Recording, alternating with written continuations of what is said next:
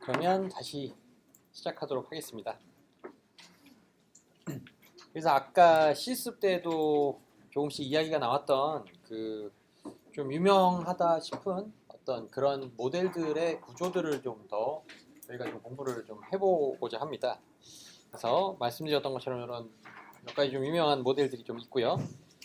그 초창기 이제 CNN 모델은 요 르넷이라고 하는 이제 얀 루쿤이라는 이제 그 딥러닝이었던 오랫동안 이제 연구했던 분이 이제 만든 어떤 그 핸드리튼 디짓이나 아니면 이제 핸드리튼 이 알파벳 A부터 Z까지 혹은 0에서 9까지를 이렇게 잘 클래시피케이션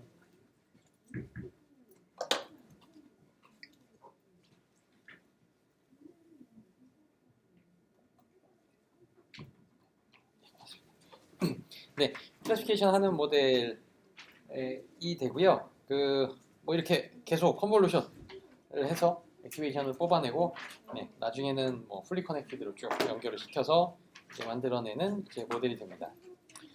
다음에는 이게 굉장히 좀 그때 어제 잠깐 말씀드렸던 것처럼 어떤 굉장히 큰 그 이미지 처리나 이제 이 비전 분야에서 혁명적인 어떤 그 딥러닝의 부음을 어떤 이렇게 가져온 어떤 장본인이 알렉스 넷이라는 게 있습니다. 그래서 이게 그 전에 이제 르넷 같은 경우 이제 레이어도 얼마 안 됐었고요. 그 다음엔 뭐 학습도 굉장히 느렸었고 그랬는데 요 알렉스 넷이 이거 이건 이제 제프 힌튼이라는 그 또 유명한 또 딥러닝의 거장 그쪽 연구실에서 나온 이제 그 모델이고요. 기본적으로 이게 좀 그림이 조금은 이상합니다. 이 위에도 이렇게 뭐 좀 글이 다 많은 것 같고 뭔가 좀 저희가 보기에는 좀 다른 이렇게 뭔가 좀 두 부분을 이렇게 좀 나눠져 있는 것을 좀 보실 수가 있습니다. 근데 이게 그냥 저희가 생각하는 그냥 CNN 모델이라고 생각을 하시면 될 것 같고요. 이게 그때 당시에는 그러니까 이게 거의 저도 잘은 모르지만 GPU를 좀 활용을 해서 이 딥러닝을 정말 이렇게 좀 가속화를 시켜서 굉장히 좀 그나마 어떤 그래도 좀 짧게 이제 학습에 필요한 시간을 좀 최대한 단축시키고 그러면서도 좀 모델 사이즈나 레이어 개수나 이제 필터 개수나 이런 것들을 그래도 좀 한번 최대한 늘려본 형태가 되고요. 이게 왜 이렇게 두 단계로 나눠져 있고 위에는 좀 저렇게 잘려져 있느냐? 이게 다 위에는 그냥 아래 거랑 똑같다 해갖고 이렇게 일부러 잘라서 그린 거고요. 그 애초에 원래 논문에서 그 공간도 그렇고 해서 저 뒤쪽으로 그냥 잘라서 이렇게 실었습니다. 그래서 그냥 남이 자른 게 아니라 원 저자가 잘려서 잘린 그림이 이제 그냥 그래서 누가 저거 좀 이쁘게 복원을 해줘서 그 그림을 좀 저희가 같이 이렇게 공부를 하면 좀 그런 게 없을 것 같은데.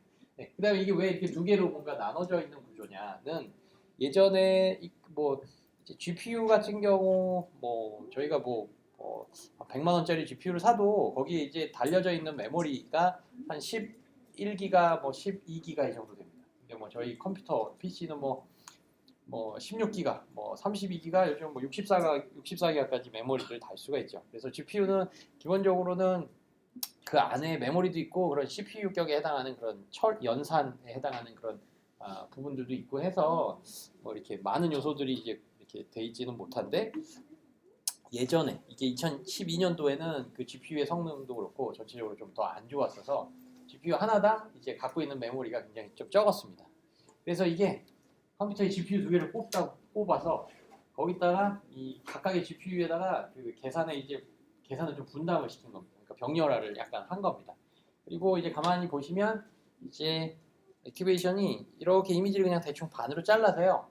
똑같은 필터 이제 그 가중치들이 이쪽 저쪽의 GPU에 다 이렇게 있도록 저희가 분배를 해놓고 그다음에 이미지의 위쪽 부분, 액티베이션의 위쪽 부분을 저쪽으로 보내고 또 액티베이션의 아래쪽 부분을 이쪽으로 보내서 액티베이션 쭉 이렇게 스캐닝을 하되 위쪽 부분에 스캐닝을 담당하는 거는 1번 GPU, 아래쪽은 2번 GPU 이렇게 하도록 하고 중간중간에 또 정보도 뭔가 또 합쳐야 되니까 이렇게 중간중간에 한 번씩들 통신을 해갖고 뭔가 이렇게 해서 GPU 두 개로 이제 구현을 하다 보니 뭐 그림이 이렇게 이제 나오게 된 것입니다. 근데 뭐 보시면 이게 그리고 이거는 아까 이제 저희 그 실습 때 이야기가 나왔던 이미지넷 데이터 즉 1000개의 카테고리들로 이제 구성되어져 있는 이 이미지가 뭐 사람의 이미지다, 뭐 강아지 이미지다, 뭐 고양이 이미지다 이런 형태의 데이터에서 그것을 이제 분류기로서 이제 학습을 하게 된 거고요. 다음엔 약간은 좀 저희가 숫자들을 좀 조금은 자세하게 보겠습니다. 그래서 인풋은 이렇게 227 by 227 by 3이라고 이렇게 이야기했고요. 그 다음에 첫 번째 컨브에서는 이게 11 by 11짜리 필터를 썼고요. 패딩은 안 했고, 그 다음에 스트라이드는 4개씩 이렇게 건너뛰었습니다. 11 by 11이면 꽤 큰 필터죠. 그래서 그걸 하나씩 하나씩 하면 11개 픽셀 중에 10개씩 겹치는 거니까 너무 많으니까 4개 픽셀씩 건너뛴 겁니다. 그 다음에 그거를 96개를 썼고요. 그러면 뭐 아까 그런 계산식에서 이제 227을 11이라는 유닛으로 이렇게 벙벙벙 뛰면 이렇게 4씩 건너뛰면서 몇 개의 액티베이션이 나오느냐, 뭐 55개가 나오고 55by 55, 그다음에 여기는 이제 필터 사이즈가 이제 되겠죠. 그다음에 맥스 풀을 하고, 그다음에 여기 무슨 노멀 노멀라이제이션 레이어라는 게 있는데 솔직히 이건 저도 잘 모릅니다. 요즘은 좀 또 잘 안 쓰인다고 해서 이거는 제가 보기에는 그냥 넘어가는 게 좋을 것 같고요. 어쨌건 뭐 이런 각각의 픽셀 밸류들을 뭐 어떻게 노멀라이즈를 하되, 그 다음에 또 컨브를 또 통과를 시킵니다. 그러면 여기서는 필터 사이즈를 좀 작게 만들어서 다만 이렇게 그 필터를 좀 많이 쓰는 형태로 이렇게 가는 형태로 구현을 해놨습니다. 그래서 이게 보시면 저도 왜 그런지는 모르겠지만 이게 어떻게 보면 널찍한 널쩍한, 그리고 뎁스는 몇 개 안 되는, 인풋 이미지의 뎁스는 3이죠, RGB. 이런 형태의 이미지를요, 점점 어떻게 보면 위치 정보는 점점 더 이렇게 좀 근사화를 시켜갖고 애그리게이트를 하고요. 다만 그 위치에 뭐가 있는지에 대한 정보를 저희가 좀 이렇게 다변화된 정보를 좀 저장을 하도록. 그래서 뭔가 이 액티베이션이 널때대하되 이게 얇기는 얇은 이미지에서 점차로 이미지는 조그매지고, 근데 뎁스는 이렇게 쭉 긴, 이렇게 두꺼운 뭐 이런 형태로 이렇게 조금은 변화를 시키는 것을 이제 볼 수가 있습니다.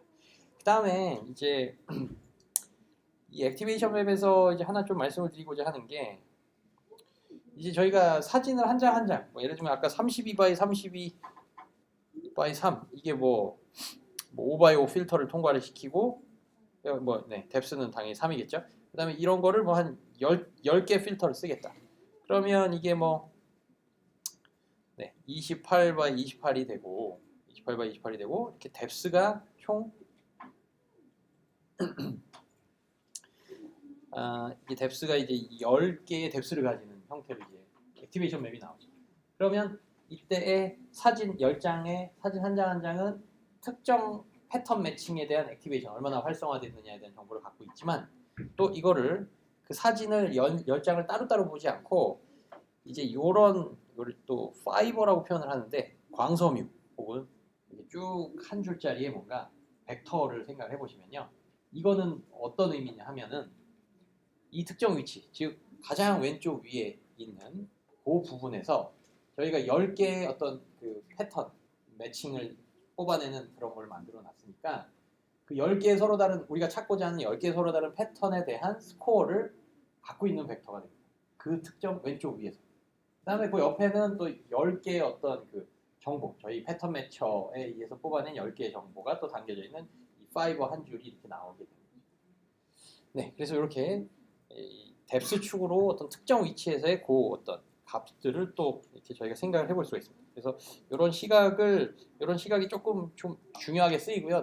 이제 뒤에 가서 이제 나오게 될 무슨 또 바틀렛 구조니, 아니면 또 원 바이 원 컨볼루션이 사실 뭔가 이렇게 좀 크기가 뭐 그래도 한 3 바이 3쯤은 돼야 이게 뭐 어떤 그 안에서 픽셀 간의 어떤 이런 뭔가 패턴을 정의를 할 수가 있을 것 같은데, 이제 필터 사이즈 자체를 원 바이 원, 그러니까 한 픽셀만 보는 컨볼루션도 또 저희가 정의를 하게 됩니다.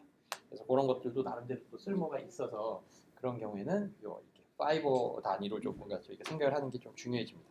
어쨌건 그렇고, 그래서 여기서 보시면 점점 위치 정보는 날려버리는 거죠. 그러니까 그 총 액티베이션이 여기가 한 이쯤 되면 액티베이션이 한 뭐 굉장히 조그매져서 한 액티베이션이 한 10 by 10, 그러니까 전체 이미지는 32 by 32였던 이미지를 한 10 by 10이라는 이렇게 훨씬 더 작은, 그럼 원래 이미지대로라면 큰 이미지에서 이걸 뭐 대충 이렇게 좀 한 3 by 3 액티베이션이다. 그러면 이게 크게 이렇게 가로로 3등분, 세로로 3등분해서 그런 식으로 위치 정보를 이렇게 좀 애그리게이트를 혹은 근사화를 시키되, 그 부분에 있는 그 부분에 해당 부분에 어떤 정보들이 담겨져 있는지를 좀 더 풍성하게 만드는 게 바로 이 뎁스 축으로 이렇게 길어진 형태잖아요.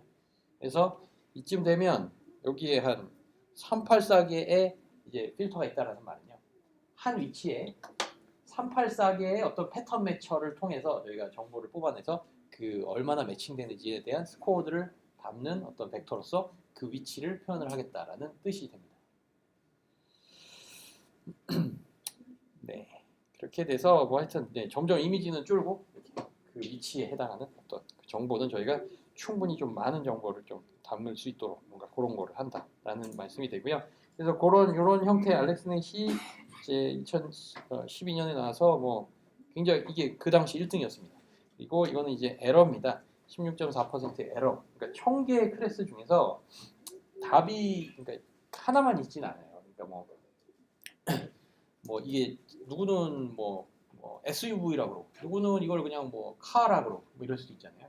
그래서 이 1000개의 레이블들이 다 각각 따로따로 뭔가 이걸 뮤추얼리 익스클루시브한 그런 형태까지는 좀 아니고 이게 사람들이 뭐 이거 네, 이렇게 해서 좀 중복도 있을 수 있고 해서 사실 답 자체도 이게 하나만이 아니고 해서 보통 여기서 따지는 게 이제 탑5 애큐러시라는 거를 보통 따지는데요.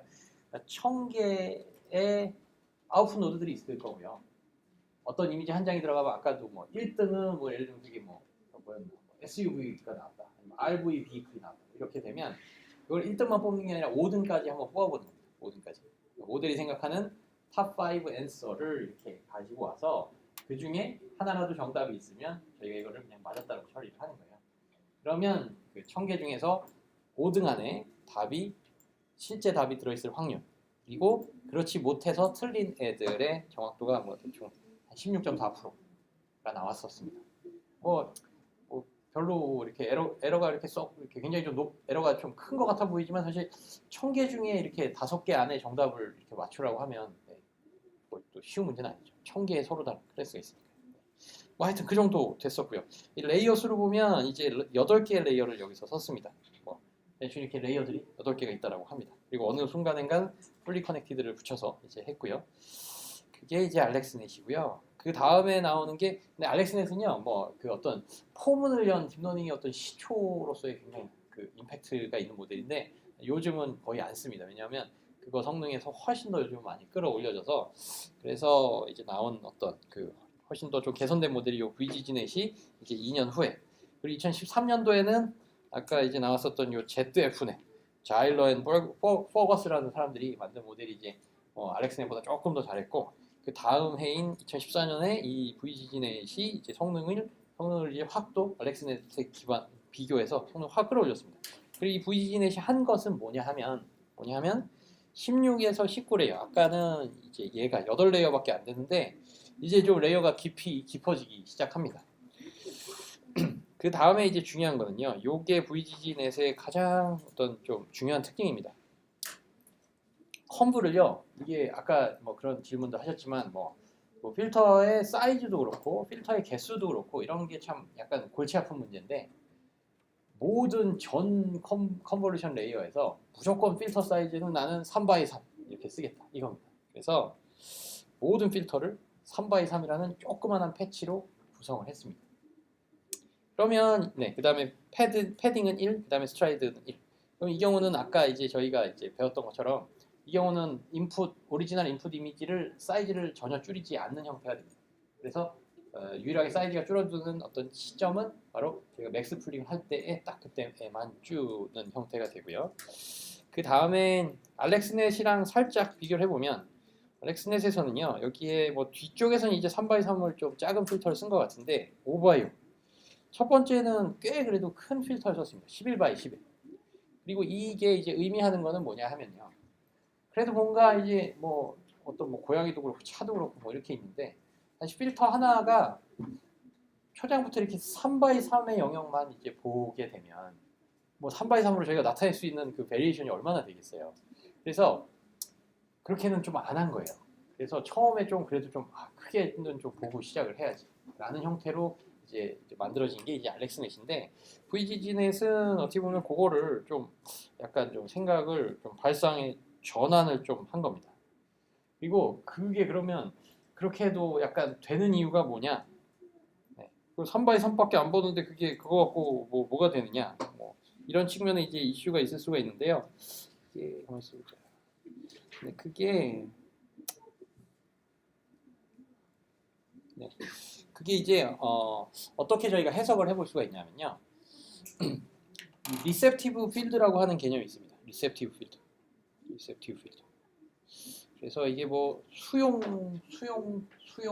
어떤 영역 뭐 이런 건데요.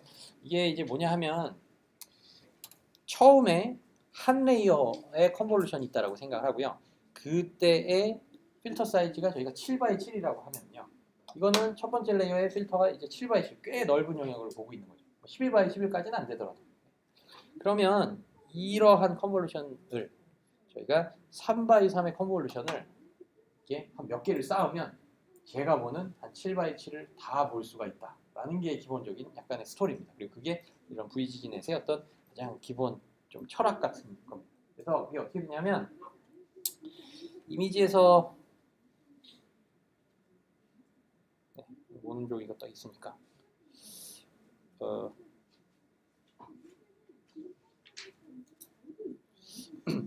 네, 그래서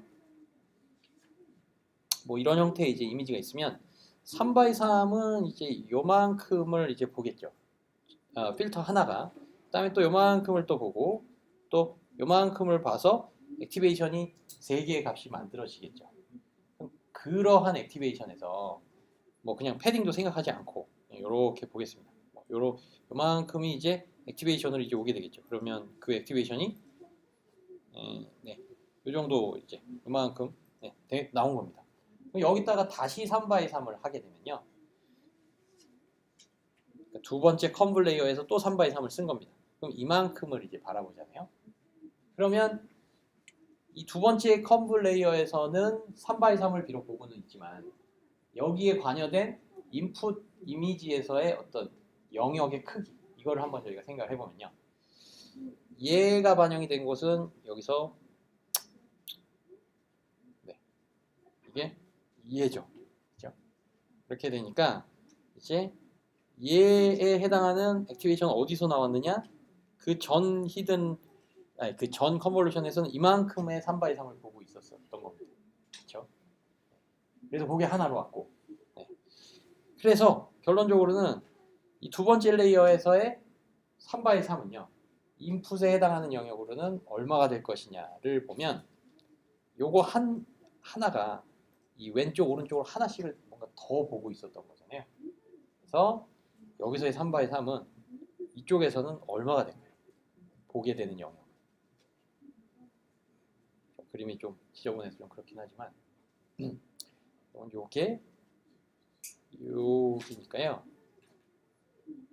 뭔가 3x3이라는 요 작은 요거 이외에 한 줄씩을 저희가 더 본 거죠.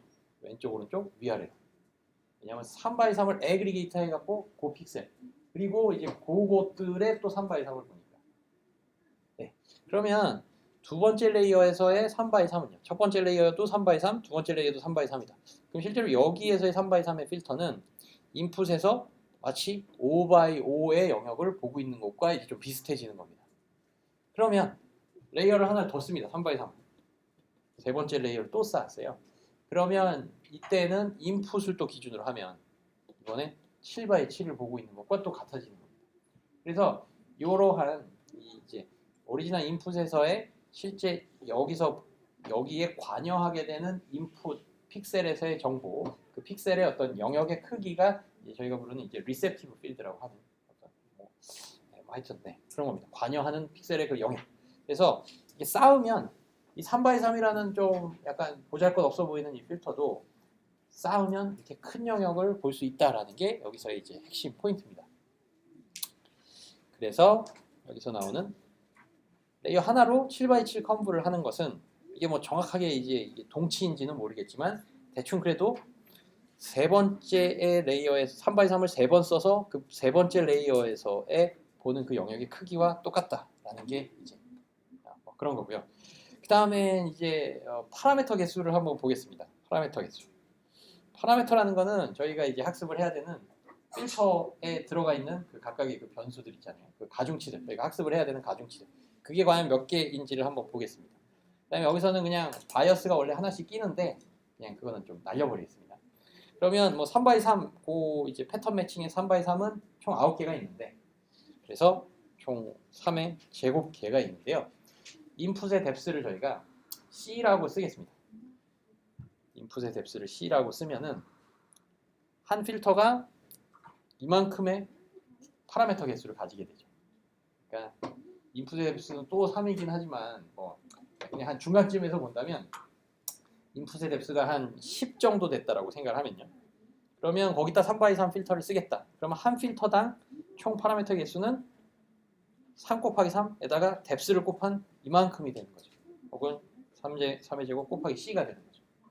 그 다음엔 저희가 뎁스를 그냥 그대로 유지를 하도록 이 컨볼루션을 한번 만들어 보겠다. 아까 뭐 앞뒤로 이렇게 해갖고 뭐 인채널, 아웃채널 뭐 이런 거 해셨던 것처럼 그 전에 인풋으로 들어온 어떤 액티베이션도 뎁스가 10이었고 아웃풋도 저희가 뎁스를 또 10으로 유지를 하고 싶다라고 한다면요. 이만큼의 필터를 몇 개를 써야 되느냐? 또 총 C개를 써야 되는 겁니다. 그쵸? 네. 그쵸? 한 필터당 뎁스가 10인데 그런 게 이제 10개가 또 필요하니까 혹은 C개가 또 존재하니까 C의 제곱개만큼 이렇게 붙게 되는 거예요. 그래서 이게 하나의 그 C개 뎁스를 가진 C라는 뎁스를 가지는 인풋이 들어와서 C라는 뎁스를 가지는 아웃풋으로 뽑아주되 필터의 크기는 3x3, 커널 사이즈는 3x3으로 했을 때의 필요한 파라미터 개수가 되고요. 이거를 지금 이 상황, 이거를 3번 쌓았다고 하니까 이게 총 3번 이렇게 들어갑니다. 그래서 이게 저희의 파라미터의 개수가 됩니다. 레이어 3개를 쌓는 동안에 네, 그 다음엔 이제 이 저기 7x7 컨브 레이어를 한번 또 생각을 해보겠습니다. 하나짜리 컨브 레이어인데 이제 파라미터 개수는 7x7. 그러면 아까랑 비슷하게 C라는 뎁스, C개의 어떤 뎁스가 들어왔을 때 또 C개의 뎁스를 이렇게 아웃풋으로 내주는 이런 어떤 특수한 상황을 한번 보겠습니다. 그러면 네, 뭐 똑같습니다. 그러니까 이렇게 7의 제곱 한 다음에 C, 요게 한 필터의 파라미터 개수고요. 그 다음에 이게 총 또 C개를 마련을 해둬야 되니까 이렇게 되는 거죠. 그런데 여기서는 이거에다가 더 이상 뭐 레이어가 더 없으니까 그냥 이걸로 뭐 많은 겁니다. 네, 그렇게 되면 이거 두 개가 그러면 누가 더 큰지 작은지를 좀 뭔가 비교를 한다면 이제 이렇게 되고 네, 7의 제곱 vs 7의 제곱 vs 3 곱하기 3의 제곱 이런 겁니다.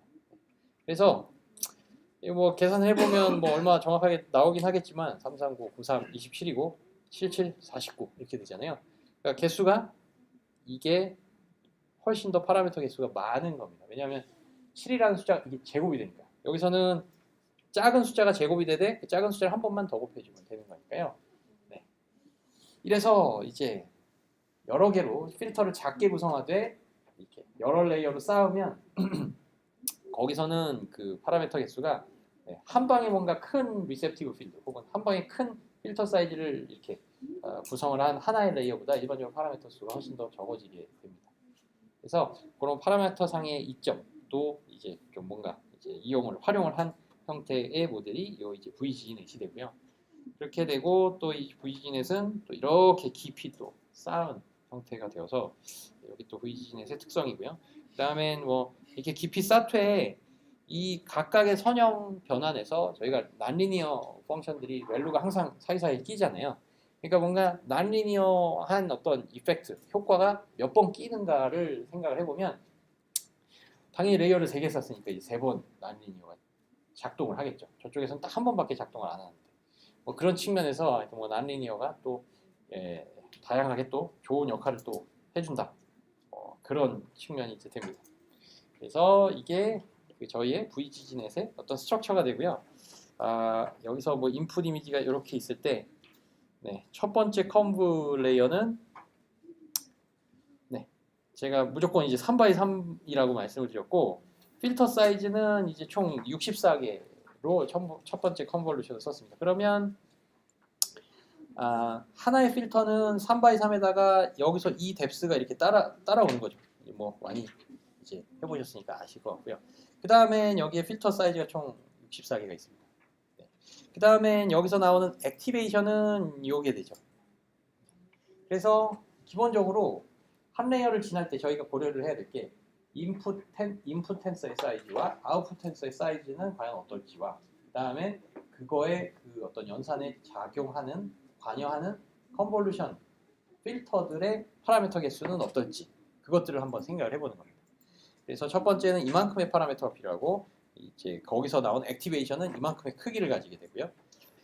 그러면 이거는 이제 생각보다 꽤 큰 숫자입니다. 필터를 64개나 썼고 이미지 사이즈는 그렇게까지 많이 줄지는 않았죠. 많이 준 게 아니라 아예 안 줄었죠. 저희가 컨브 할 때는 그대로 제로 패딩을 넣어갖고 이미지 사이즈를 유지를 시켜준다고 하니까 갑자기 224 바이 3 3장짜리만의 RGB 사진을 어떤 형태로 같은 크기 64의 뎁스를 가진 사진으로 확 늘려준 겁니다. 그럼 여기서 벌써 파라미터 수가 300만 개가 나옵니다. 그러니까 파라미터가 아니고 이건 인풋 액티베이션 중간에 이제 우리가 필요로 하는 계산을 해서 저장을 해야 되는 저 액티베이션 값이 300만 개의 이제 값을 저희가 저장해야 되는 상황이 지금 된 겁니다. 네, 그런 식으로 쭉 하면 계속 이게 뭔가 좀 인풋 이미지는 좀 작아지고 뭐 이러잖아요. 근데 그 작아지는 만큼 뎁스가 이렇게 그거에 뭔가 좀 확확 늘어나진 않고 적당히만 늘어나서 이런 빨간색의 요 크기들이 어떤 그 액티베이션 맵의 크기가 되고요. 그다음에 파라미터들은 한번 보겠습니다. 지금 보시면 이게 여기서는 이게 얼마죠? 이게 1000, 100만, 1000만, 1억이네요. 1억 개의 파라미터가 또 필요하게 됩니다. 그래서 뒤로 갈수록 뭔가 파라미터 개수는 훨씬 더 많아집니다.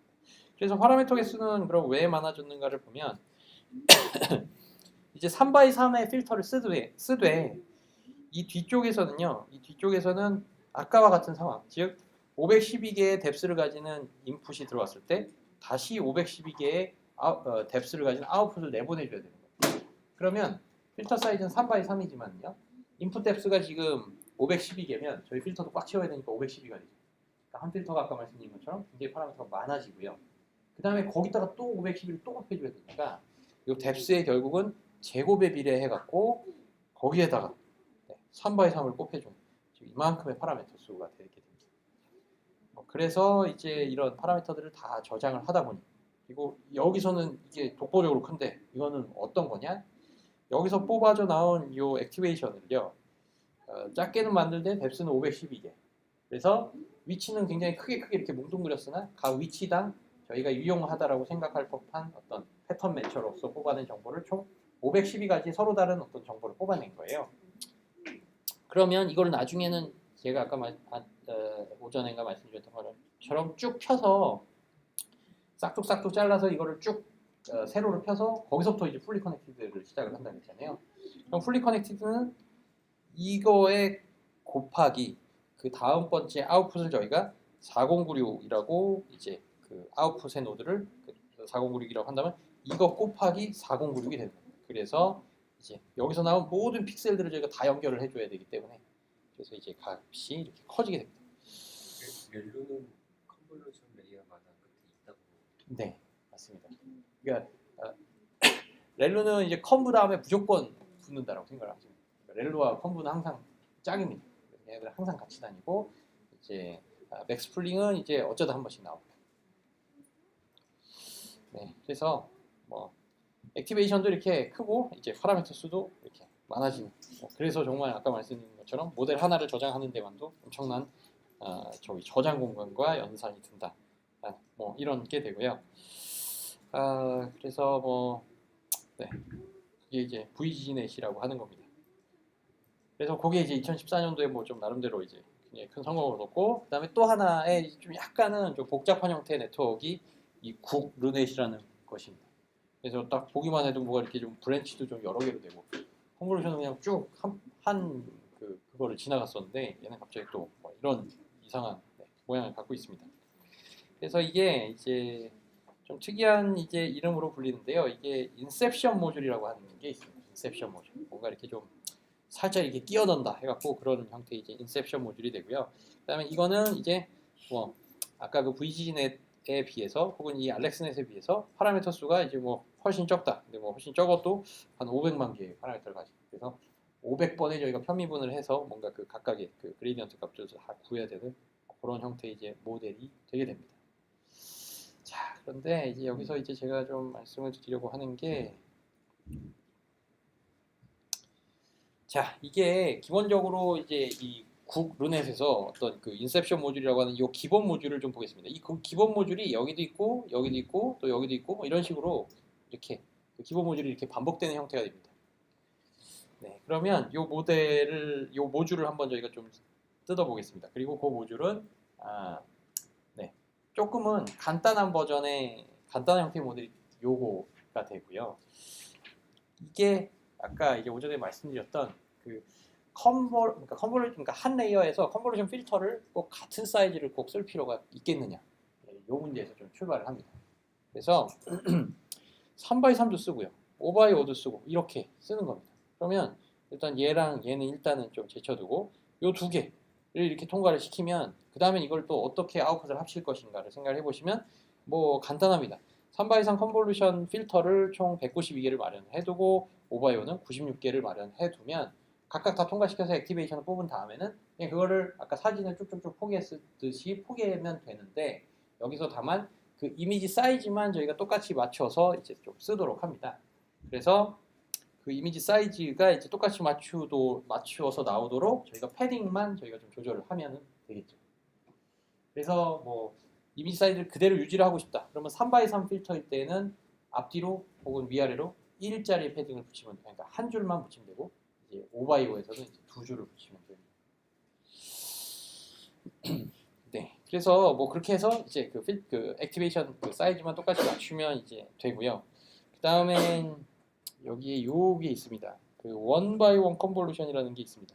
그래서 요 1x1 컨볼루션이라는 거에 대한 어떤 좀 의미를 좀 보겠습니다. 1x1 컨볼루션은 이제 어떤 의미를 가지냐 하면요.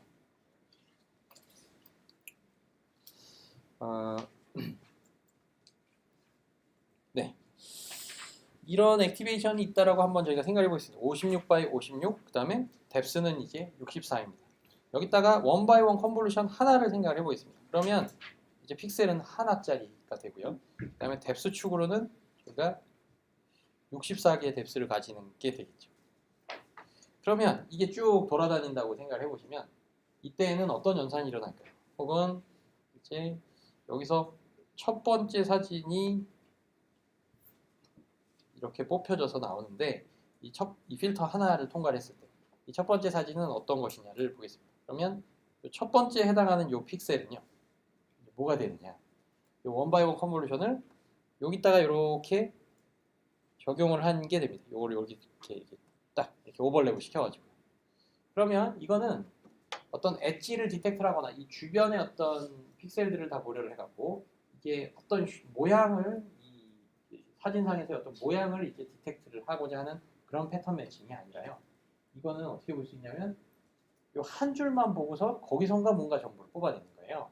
그래서 이거는 어떻게 보냐 하면 이 한 줄이 아까 말씀드렸던 것처럼 이 특정 위치에서의 64개의 서로 다른 어떤 정보들을 갖고 있다라고 말씀을 드렸잖아요. 그래서 이거는 눈, 이거는 코, 이거는 뭐 귀, 뭐 이런 정보들이 있는 거예요.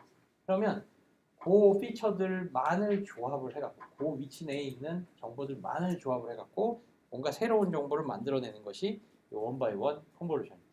그래서 여기서 이게 뭐 첫 번째가 이게 첫 번째 액티베이션 맵이 첫 번째 장은 고양이 눈이었어요. 그다음에 이거는 고양이 다리였고 이 고양이 귀였습니다. 그러면 저희가 필터를 어떻게 구성을 하느냐 1, 0, 1 그다음에 이쪽은 다 0이라고 구성을 해보겠습니다. 그럼 이거는 뭐냐 하면 과연 고양이의 이 위치에서 고양이의 눈과 고양이의 귀가 동시에 있느냐를 디텍트를 하는 어떤 그런 컨볼루션 필터의 역할을 하게 되는 거죠. 이해가시나요? 그래서 여기 있는 64개의 정보들을 뭔가 조합을 해갖고 한 정보를 만들어내는 거죠. 그 5 내에서. 그 다음엔 또 두 번째 컨볼루션, 원바이원 컨볼루션 필터를 쓰면 걔는 예를 들면 고양이의 다리와 뭐 예를 들면 또 고양이의 뭐 저기 코가 동시에 있으면 딱 액티베이트 되는 형태의 뭔가 컨볼루션이 되면 그게 이 두 번째의 디멘전에 쌓이는 겁니다. 그런 식으로 해서 뎁스가 이렇게 차곡차곡 쌓이면서 구성이 되는 거죠. 네. 그러면 자 여기서 이렇게 되는 것은 그러니까 파이버들을 한 줄 한 줄을 다 가지고 와서 그것들을 적절히 조합해서 32개의 서로 다른 숫자를 만들어낸 것이라고 볼 수가 있고요. 그다음에 이것을 또 다른 형태에서의 어떤 측면으로 보면 이게 여기서 보면 디멘전 리덕션이라고 볼 수가 있습니다. 디멘전 리덕션. 디멘전 리덕션이라는 게 처음에 저희가 뭐 혈액형 몸무게 이제 뭐 그런 게 있을 때 뭐 흡연 유무 같은 것도 있고 그러면 두 번째 레이어에서는 그것들을 조합을 해서 어떤 좀 적은 숫자의 정보들로 이제 저희가 변환을 시키는 거죠. 그렇게 되면 그 변환된 정보들이 여기 이렇게 들어가게 되는 거죠. 근데 디멘전의 개수는 64에 비해서 뭔가 32를 좀 줄었죠. 그렇게 되면 이 원바이원 컨볼루션을 하고 난 다음에 저희가 제대로 된 컨볼루션을 한번 하는 거, 제대로 된 컨볼루션을 이제 수행을 하는 걸 한번 생각을 해보겠습니다. 그러면 저희가 3x3이라고 하는 뭐 그래도 좀 스페이셜 그 어떤 3x3의 영역에서의 어떤 그 뭐 엣지나 아니면 뭐 어떤 그 패턴을 저희가 찾도록 하는 컨볼루션을 저희가 쓴다라고 할 때 저기에 적용을 하면요. 3x3인데 그 필터의 뎁스가 64가 되는 거죠. 어쩔 수 없이. 그런데 이거를 마치 이런 전처리를 한번 해서 디멘전 리덕션을 한번 하고 나면 뎁스가 64에서 32로 확 줄었잖아요. 그럼 여기서 3x3의 컨볼루션을 하게 되면 그 하나의 필터가 가져야 되는 그 뎁스도 역시 32로 훨씬 더 좀 작아졌죠. 그러니까 훨씬 더 뭔가 가벼운 형태의 이미지에서 뭔가 저희 컨볼루션을 좀 수행을 할 수가 있게 됩니다. 네, 그래서 이러한 식으로 뭔가 이 계산을 좀 빨리 하는 게 이제 여기저기서 나오는 이제 바틀렉 구조라고 하는 거죠. 그래서 이런 뎁스가 큰 이미지에 대해서 컨볼루션 하는 게 워낙 좀 버겁기 때문에 이 뎁스를 뭔가 확 좀 작게 만들어서 여기서 컨볼루션을 한 다음에요. 그 다음에 또 저희가 아까 뭐 VGNet나 이런 데서도 64개의 뎁스를 그래도 어느 정도 몇 개의 레이어를 통과시킬 때까지는 그래도 어느 정도 좀 유지를 시켜주는 형태로 뭔가 모델을 만들었었잖아요. 여기서도 이제 보시면 뎁스만 보시면 3에서 64개를 일단 뽑고 64개로 한 3번은 가죠. 혹은 컨볼루션 렐루를 2번 써갖고 네, 풀링은 이 스페이셜 디멘전을 줄이는 거고 그 다음에 또 128로 또 몇 번 가고 256으로 또 한 컨볼루션 3번 가고 뭐 이런 식으로 하잖아요. 그러니까 이 컨볼루션 연산들이 뎁스를 유지를 시켜주는 형태로 뭔가 이제 동작을 하는 경우들이 좀 있는데 그 경우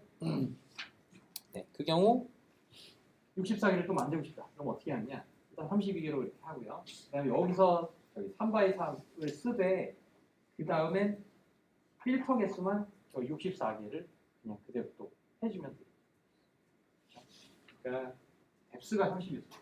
그리고 필터 개수를 64개를 쓰면 뎁스가 당연히 늘어나는 것은 뭐 당연하고 그래서 다시 뎁스를 크게 뻥튀기 시켜줄 수가 있고요. 그렇지 않으면 또 어떻게 할 수가 있냐면 마치 이 전처리라는 이 32로 디멘전을 줄인 이 연산을 저희가 뭔가 전처리, 컨볼루션을 하기 전에 전처리로 본다면 이거에 약간 역변환을 한번 생각을 해보는 겁니다. 그래서 컨볼루션은 컨볼루션대로 즉 32개의 뎁스를 가졌으면 우리도 컨볼루션 3x3짜리 컨볼루션을 할 때에 뎁스를 유지시키는 컨볼루션을 만드는 거예요. 32 뎁스가 있었으면 필터를 32개를 썼습니다. 그러면 32개의 뎁스가 유지된 여기서 또 이렇게 그 패턴들을 3x3의 필터들을 적용해서 나온 액티베이션에다가 1x1 컨볼루션을 다시 하는 거예요. 근데 1x1 컨볼루션을 할 때 여기서 32개의 필터를 썼으니까 이제 32 뎁스가 나온 거고 이제 후처리 컨볼루션을 3x3 하고 나서는 뎁스를 1x1 컨볼루션의 개수를 64개를 쓰면 이 32가 다시 64로 뻥튀기가 되겠죠. 네, 그렇게 되면 이제 바틀렉이라는 게 어떤 게 바틀렉이냐? 약간은 이제 모래시계처럼 뭔가 생긴 게 이제 바틀렉 구조입니다. 그래서 뭔가 이런 식으로 생긴 구조가 이게 바틀렉. 그러니까 물이 이렇게 흘러야 되는데 여기가 이제 관이 작아지니까 여기서 말 그대로 경목 현상이 생기는 거죠. 근데 이게 뎁스라고 생각을 하시면 이 뎁스에서 그냥 다 처리를 했던 거예요. 64개 뎁스를 그냥 고지고대로 처리를 했던 것을 뎁스를 한번 줄이고 여기서 컨볼루션을 수행을 하고 다시 뎁스를 늘리는 형태로 이제 원래대로 복원을 한다라는 거로 착안해서 이걸 이제 네, 바틀렉 구조의 어떤 네, 그런 컨볼루션 연산이라고 이제 부르게 됩니다.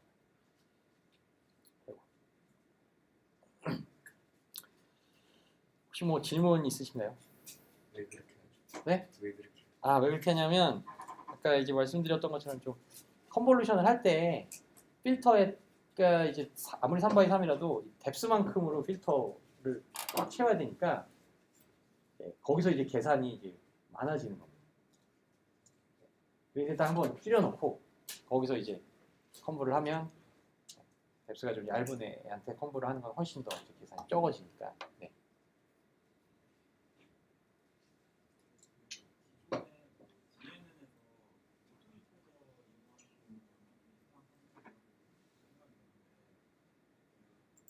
저런 식으로 수행했을 때 이제 디멘전을 리더프한다고 하는데 그 상황에서 수행한 컴포지션하고 물론 연산이 효율성은 좋겠지만 네. 디멘전을 리더프하기 전에 상태에서 그냥 컴포지션 수행하는 것하고 네. 성능의 차이 같은 걸 검증할 수 있는 방법이 이건 사실 실험적으로밖에 좀 검증이 안 될 것 같고요. 그러니까 이렇게 하면 계산도 뭐 계산이 훨씬 더 좀 이점이 있긴 하고 파라미터 수도 훨씬 적겠는데 사실 성능이 이제 보장이 되는 거냐라는 이슈가 있는데 그러니까 좀 어느 정도 좀 경험적으로 이제 해보다 보니 이렇게 하니까 뭐 계산도 빨라지고 정확도도 이렇게 손해가 안 나더라. 기존에 그냥 수행하는 것보다 더 성능이 나아지는 건 보장할 수 없지만 일정 수준 아래로 떨어지지 않는다 싶은 네, 그렇다라고 볼 수가 있습니다. 그다음에 이게 이 바틀렉 구조를 그러니까 이렇게 한 게요. 이게 원래는 이게 지금 이거가 좀 기본 버전이고요. 원래는 지금 요게 진짜 버전입니다.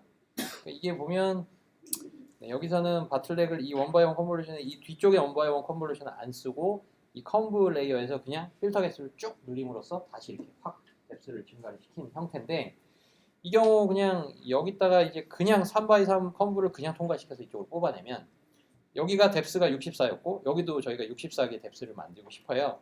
근데 여기서 하면 3x3x 64개의 어떤 한 필터 사이즈가 될 건데 여기를 한번 뭐 한 예를 들면 32로 원바이원 컨볼루션을 통해 32로 뎁스를 줄였습니다. 그러면 여기서 계산이 훨씬 더 간단해지는 거죠. 한 필터의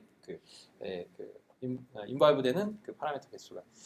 그러니까 여기서는 그냥 3x3 컨볼루션을 그냥 썼을 때에 비해 아무래도 좀 뭔가 좀 부족할 것 같은데 라는 생각이 들 수가 있는데요. 그런 것들을 여기서는 이제 뭔가 어떻게 처리를 하냐면 이렇게도 만들고 그렇게 해서 액티베이션도 만들고 또 이런 패턴으로도 뭔가 액티베이션을 만들고 또 뭔가 이상하게 또 풀링을 한 다음에 뭐 컨볼루션을 하는 또 좀 약간은 조금은 상이한 어프로치들을 이렇게 쓰고 거기서 나온 역시 그 액티베이션들을 다 쭉 뎁스 쪽으로 붙이는 겁니다. 그런 식으로 해서 뭔가 이렇게 뭔가 저희가 조금은 휴리스틱하게 이렇게 한 저쪽에서 이제 저희가 잃었을 법한 정보들을 딴 쪽에서 또 보충을 하고자 하는 그런 식으로 모델을 만든 셈입니다.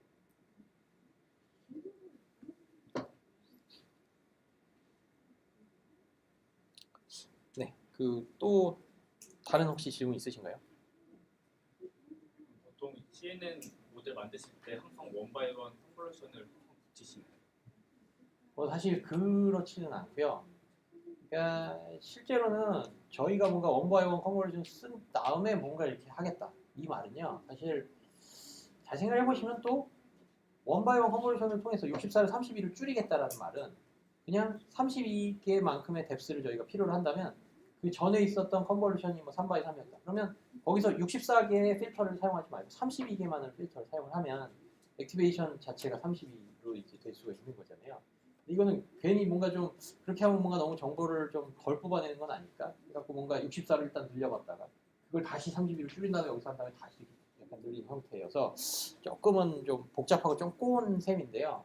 저거를 이렇게 꼴까 저렇게 꼴까도 굉장히 다양한 케이스들이 있긴 한데 그것들을 저희가 직접 저희 모델에서 이렇게 저렇게 바꾸거나 그러지는 실제로는 않고 저희가 실제로 하는 것은 요 인셉션 모듈이라고 알려진 요게 그러니까 이 국론에 만든 요 사람들도 이게 얼마나 다양한 것들을 또 트라이를 해봤겠습니까? 그래서 이게 그래도 나름대로 그 사람들이 뭔가 찾아놓은 최적의 뭔가 이렇게 단위인 거예요. 단위 모듈인 겁니다. 그래서 저희는 이제 쓰고자 한다면 요거를 갖다 써요. 요거죠. 그러니까 저희가 하나의 단위를 뭔가 컨브 레이어 하나 혹은 뭐 렐루 뭐 혹은 저기 뭐 맥스 플립 요게 하나하나에 저희가 조립을 하는 끼워 맞추는 단위들이었는데 이제는 그 단위가 조금 어떻게 보면 커진다라고 생각하시면 될 것 같아요. 그 한 단위 내에 이런 형태의 구조, 즉 여러 개의 뭔가 레이어가 있고 그 레이어도 이렇게 좀 복잡하고 그래서 요거를 한 펑션으로 만들어서 요거를 저희가 한 단위로 해서 이렇게 붙이고 이렇게 합니다.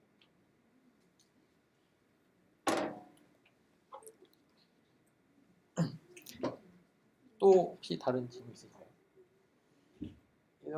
네, 이 인셉션 구조라는 게 뭐 지금 보시듯이 뭐 이렇게 다양하게 만들기 시작하면 사실 한도 끝도 사실 없는 셈이고요. 그래서 뭐 한 요 정도의 아이디어로, 그러니까 그런 식으로 좀 플렉서블하게 뭔가 컨볼루션도 좀 바꿀 수가 있고, 특히 그 바틀렛 구조는 또 굉장히 그래도 좀 쓰이는 곳이 딱 이 인셉션 모듈이나 아니면 국르넷의 요 한 단위를 얘네들이 이제 인셉션 모듈이라고 이렇게 이름을 붙였고요. 그다음엔 뭐 그 원바이원 컨볼루션이라는 게 이제 다른 어떤 여러 가지 딥러닝을 활용한 분야에서도 많이 쓰입니다. 그래서 요 지금 말씀드린 어떤 개념, 디멘전을 줄여서 뭔가 하여튼 전처리를 해갖고 좀 뭔가 메인 본 게임에서 조금 좀 라이트 웨이트로 좀 경량화된 형태로 좀 처리를 하겠다. 이런 아이디어만 그래도 좀 염두에 두시면 좀 좋을 것 같고요. 그 다음에 하나 좀 말씀을 드렸으면 하는 것은 이게 모델 구조가 이게 좀 흐릿하긴 한데 이 인셉션 모듈이 계속적으로 뭔가 반복이 된 구조로 이제 보이는데 이게 뭔가 이쪽으로 옆으로 좀 빠지는 저런 게 좀 있어요. 그럼 과연 이 빠지는 것은 뭘까? 네, 이것을 저희가 한번 좀 생각을 해보겠습니다. 저희는 이런 건 사실 없었어요. 원래 끝까지 쭉 가서 종착역은 하나인 거죠. 그러니까 이미 느끼시면 1000개의 노드가 이제 각 클래스를 나타내는 종착역은 딱 거기인 겁니다. 근데 이거 같은 경우는 이게 이쪽으로 갈 수도 있고요. 또 이게 갑자기 옆길로 새서 종착역이 완전히 서로 다른 이상한 곳에 또 이렇게 도달을 하기도 합니다. 그래서 네트워크를 이렇게 구성을 했다라고 하는 요거의 의미는 뭐냐면요. 저 종착역에 도달을 해서 이제 저희가 1000개의 클래스 그리고 걔네들 중에서 이게 뭐 고양이면 고양이에 해당하는 확률값이 최대화가 되도록 저희가 로스를 발생시키고 그게 이제 쭉 이 패스를 따라서 백프랍이 되는 건데 이걸 어떻게 구성을 하냐면요. 여기까지만 쌓고요. 여기에 그냥 풀리 커넥티드 레이어를 확 붙여서 레이어 몇 개 쌓아서 여기에서도 뭔가 1000개의 클래스에 대한 그 클래스파이어를 만들어 놓는 겁니다. 그러면 저희가 여기까지 와서 이쪽으로 이제 분화가 돼갖고 어떤 만들어진 1000개의 벡터 그리고 거기서도 또 그 고양이면 고양이에 해당하는 확률을 보고 그 확률이 이제 최대화가 되도록 뭔가 로스를 발생시켜서 또 백프랍을 또 흘려주는 거예요. 그러면 로스가 여기서 발생된 로스들이요 1로 이렇게 오게 됩니다. 그러면 이 구조는 이제 어떤 거를 노린 거냐 하면요. 저 끝까지 가면 이게 딥러닝이 그때도 말씀드렸지만 그레이디언트 베니싱이니 뭐 배치 노멀라이제이션이니 뭐 이런 여러 가지 트릭들이 쌓으면 저쪽에서 뭔가 이렇게 로스가 발생이 되면 여기까지 뭔가 제대로 된 정보가 안 오는 거예요. 뭐 모진 풍파를 다 겪으면서 여기까지 오려면 좀 사실 쉽지 않은 거죠. 근데 이렇게 이제 바로 빼면 이 분화가 되기 전에 이쪽 영역은요 로스가 저쪽에서도 오는 로스가 있고요 백프랍이 또 이쪽에서 바로 좀 훨씬 더 짧은 경로를 통해서 바로 오는 백프랍에 대한 그런 어떤 로스에서 넘어오는 백프랍도 있게 됩니다.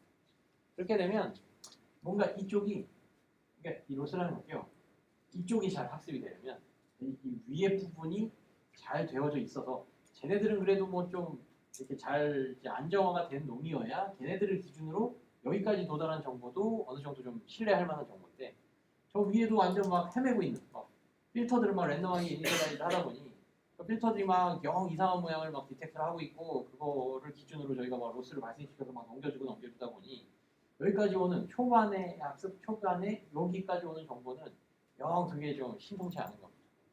그래서 이렇게 만들면 이쪽에서 좀 빠르게 이제 로스에 좀 가깝게 이렇게 백프랍이 되면 이쪽이 저쪽이 잘 못하는 부분이 좀 적어졌으니까 훨씬 좀 뭔가 좀 신뢰할 만한 그 백프랍에서의 정보를 이제 여기 받게 됩니다. 이런 식으로 해서 이제 이쪽에서 그 학습이 일어나게 되어서 로스가 그래서 이쪽에서 흘러오고 저쪽에서 흘러오고 또 하나가 더 있죠. 이쯤에서 한 번 더 붙인 겁니다. 그래서 저희의 그 로스, 그러니까 1000개 클래스에서의 그 확률 값을 저기서 비교하고 여기서 비교하고 여기서 비교하고 이 각각의 부분에서 다 로스가 흐르는 형태로 생각을 하시면 될 것 같습니다. 혹시 또 질문 있으신가요? 네, 그러면 또 한 10분 쉬고 그리고 이제 마지막 세션을 저희 갖도록 하겠습니다.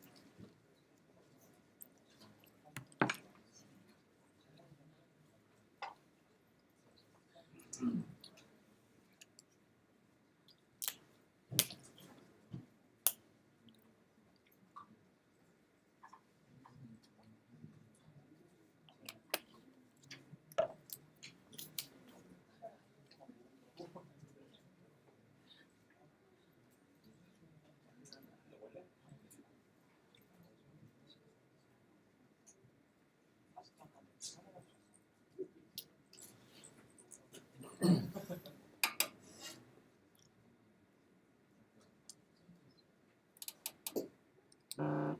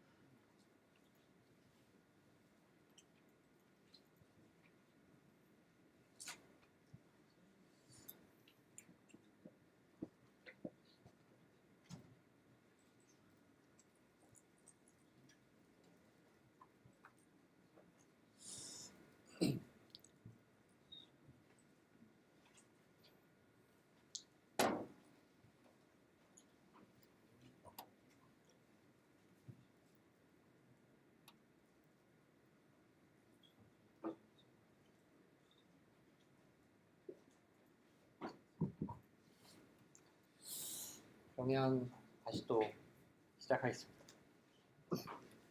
이렇게 앞에서 뭔가 이야기를 하루 종일 하는 것도 힘들지만 듣는 게 이제 훨씬 힘들 거라는 거를 저도 잘 알고 있는데요. 또 뭐 마지막까지 조금 더 힘을 내셔서 마무리를 한번 잘 해보시면 좋을 것 같습니다. 일단은 마지막에 이제 말씀을 드릴 내용은요, 뭐냐면 거의 이제 CNN의 끝판왕이라 불리는 이제 레즈넷입니다. 그래서 굉장히 또 각광을 받고 있는 모델입니다. 하여튼 국르넷은 뭐 이런저런 디테일이 좀 더 있긴 합니다만은 뭐 큰 틀에서의 기본적인 어떤 제가 생각할 때 알아야 될 아이디어들은 말씀을 드렸으니까 이제 그 정도로 하고요. 다음엔 2015년 이제 2년 전에 그 역시 마찬가지의 그 이제 이미지넷 그 데이터 챌린지에서 아주 또 독보적인 1위를 차지한 모델이 있습니다. 그게 이제 레즈넷이라고 하는 모델이 되고, 레즈넷은 요 리지듀얼 네트워크이라는 뜻입니다. 뭔가 잔여물 네트워크, 아니면 뭐 나머지 네트워크, 뭐 약간 이런 뜻입니다. 그래서 이 배경부터 조금 먼저 말씀을 드리면, 사람들이 이제 그 VGG넷 그래도 한 뭐 20개, 뭐 30개 뭐 이 정도까지 쌓았더니 뭐 성능이 계속 올라가니까 이제 좀 뭔가 신이 났습니다. 사실 신나죠. 또 뭐 성능이 막 계속 뭐 하늘을 모르고 이제 올라가니까. 그래서 이제 계속 하여튼 쌓아보자 해갖고 쌓는데 뭐 한 2, 30개까지는 이제 성능이 좀 올라가는 듯 하더니 한 3, 40개, 4, 50개를 이제 쌓으니까 이 성능이 오히려 그 레이어가 작은 것보다 안 나오는 겁니다. 그리고 그 안 나오는 게 뭐 테스트 데이터에 대해서 안 나오면 뭐 그래 오버피팅 됐다. 그러니까 뭐 그만큼의 어떤 모델 파라미터는 필요하지 않은가 보다. 이렇게 생각할 수도 있지만 애초에 이제 이게 좀 약간은 좀 뭐라 해야 될까. 정말 이제 골치 아픈 게 트레이닝 데이터에 대한 성능이 오히려 확 떨어지더라라는 이야기입니다. 그래서 한 20개 정도를 쌓았을 때 트레이닝 데이터가 뭐 한 95%가 나왔다면 한 30개, 40개, 50개 쌓았더니 이게 갑자기 성능이 트레이닝 데이터, 테스트는 이제 저희는 생각도 안 하고 트레이닝 데이터가 이렇게 성능이 확 뭔가 떨어지는 거예요. 그래서 이게 도대체 왜 그럴까? 이게 이럴 리가 없는데 모델을 더 뭔가 풍성하게 이렇게 만들어 놨으면 이거는 최소한 그래도 그 전에 이제 뭐 20개 정도로 쌓았던 그 모델 정도의 성능은 충분히 내야 되는 게 아닌가. 그거에서 사람들이 이제 굉장히 좀 뭔가 좀 고민을 많이 했습니다. 네, 저 뭐 제가 직접 한 고민은 아니지만 뭐 네. 어쨌건 그래서 그게 왜 그런가를 좀 사람들이 잘 생각을 해봤고요. 거기서 이제 어떤 특성이 있다라는 것을 좀 발견을 했냐면요. 이런 좀 제가 생각할 때 좀 재미난 어떤 좀 그 관찰 그런 게 있습니다. 그러니까 저희가 1차 함수가 있고요. 2차 함수가 있으면 2차 함수는 당연히 1차 함수를 포함을 합니다. 뭐 필요하면 뭐 2차 함수의 개수를 0으로 만들면 저희가 1차 함수 정도만 필요하면 2차의 개수는 그냥 없는 형태로 학습이 되면 뭐 당연히 1차 함수를 포함을 하게 되죠. 마찬가지로 이렇게 고차 함수는 이렇게 저차 함수를 당연히 포함을 하고 걔가 표현하지 못하는 그래서 뭔가 필요할 때 좀 더 구불구불 해야 된다. 그러면 그 구불구불한 거를 뭔가 이 고차 함수들이 조금 더 잘 표현을 할 수가 있는 거잖아요.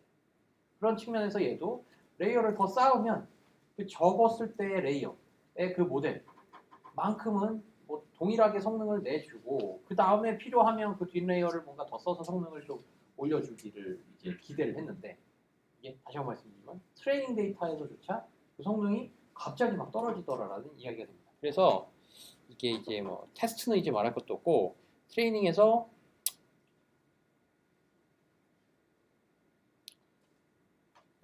이거 벌써 오죠. 네. 뭔가 조금 그렇죠. 이게 에러죠, 에러. 네. 에러 높으면 안 좋은 거잖아요. 그래서 20 레이어를 쌓았을 때 비해 56개 레이어를 쌓았을 때 트레이닝 성능을 못 쫓아가더라 이겁니다. 그래서 여기서 이제 조금 저희가 좀 주목해야 될 사실이 뭐냐면요. 이런 질문을 한번 생각을 해봐야 됩니다. 그러니까 과연 20개의 레이어를 쌓았을 때 그 모델이 50개 레이어를 쌓았을 때, 그러니까 50개 쌓았을 때의 그 모델이 과연 이 20개를 쌓았을 때 모델을 표현할 수가 있는 거냐? 그러니까 3차 방정식이 2차 방정식을 당연히 포함을 했었던 것처럼 과연 그런 굉장히 당연할 법한 게 이런 뉴런넷에서도 과연 들어맞는 거냐라는 게 저희의 질문이 됩니다. 근데 그게 사실이 아니다라는 것을 이제 사람들이 잘 생각을 해보니까 발견한 겁니다. 그게 그럼 왜 아닐까를 저희가 생각을 해보면 기본적으로 이게 뭐가 항상 뭐가 이제 골치이냐 하면 난리니어 유닛들이 이제 골치로 좀 약간 분명히 났습니다. 그러니까 레이어가 20개가 있고 그 다음 번째 레이어를 또 쌓았어요. 그러면 마치 저희가 고차, 그러니까 3차에서 그냥 3차 방정식에서 2차만 필요하면 3차의 개수를 그냥 0으로 했던 것처럼 하나 더 쌓은 레이어에서 그냥 그 전에 있었던 정보를 그냥 그대로 흘려주면 사실 크게 문제될 게 없겠죠. 그러면 사실 20개 레이어를 쌓았을 때 하던 거를 똑같이 21개의 레이어를 쌓은 모델이 똑같이 비헤이브를 할 수가 있었을 겁니다. 근데 기본적으로 한 레이어를 쌓을 때마다 저희가 선형 변환을 하고 그 다음에 뭔가 이제 한 번씩 좀 꾸겨주거나 시그모이드는 한 번씩 그 끝부분을 이렇게 좀 꾸겨주거나 아니면 이제 렐루 같은 경우는 일부분을 확 이렇게 없애서 날려버리거나 이런 역할을 좀 하잖아요. 그러니까 선형 변환을 할 때는 저희가 뭐 흔히 y는 x라는 변환을 쓰면, 그러니까 20번째 레이어의 노드가 총 뭐 한 15개가 있고, 하나 레이어를 더 쌓되 레이어를 또 노드 개수를 또 15개로 하고요. 풀리 커넥티드 돼? 다 그냥 이렇게 1식으로 연결이 돼요. 그냥 평행한 라인만 있고, 이런 연결은 다 0으로 세팅을 하는. 그래서 이거는 이거랑 똑같고 이거는 이거랑 똑같고 이렇게만 하면 선형 변환 단계까지는 이게 괜찮은데 이 난리니어인 시그모이드나 이런 데서 한번 이렇게 구겨주는 이런 부분 때문에요. 어딘가 데이터가 이제 변질이 된다는 거예요.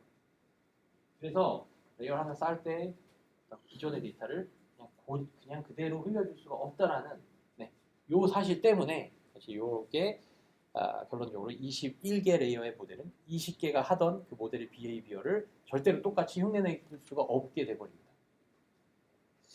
그래서 이제 그 아이디어에 착안을 해갖고 만들어진 것이 이 리지듀얼 넷이라고 하는 겁니다. 그러면 한 레이어를 더 쌓았을 때 그러면 20레이어랑 똑같이 필요하면 똑같이 비헤이브를 할 수 있도록 하는 21개 레이어를 가지는 모델을 어떻게 만들 수 있을까를 생각을 해본 겁니다. 그래서 이제 어떤 걸 했냐면요. 여기 사실 이게 좀 약간 별거 아닌 선 같아 보이지만요. 이게 되게 좀 약간 중요한 선입니다. 그래서 제가 보기엔 선을 이렇게 그리고 이쪽으로 좀 컴브를 빼야 되는데 이렇게 한번 보겠습니다. 그래서 이게 뭐냐면 이게 한 레이어가 이렇게 흘러가는 거예요. 이렇게 흘러가는 거고 이 인풋 단에서 뭔가 액티베이션 맵이 있을 겁니다. 이건 뭐 저희는 컨볼루션을 주면 따니까 액티베이션이 있을 거고요. 이거가 뭐 예를 들면 뭐 28바이 예를 들면 10 뭐 이 정도의 액티베이션이 있다라고 하면요. 이거를 그냥 쭉 그냥 흘려줍니다.